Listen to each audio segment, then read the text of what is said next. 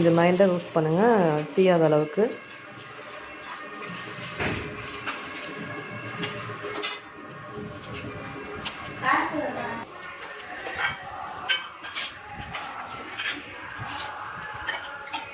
இப்போ வந்து தக்காளி சட்னி வந்து ஆட் பண்ணிக்கிறேன்.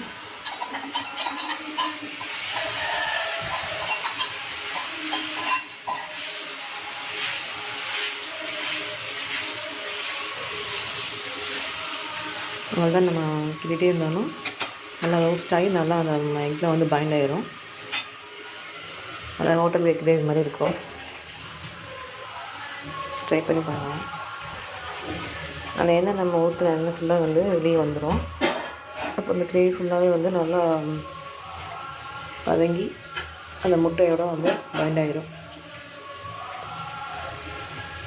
சப்பாத்திக்கு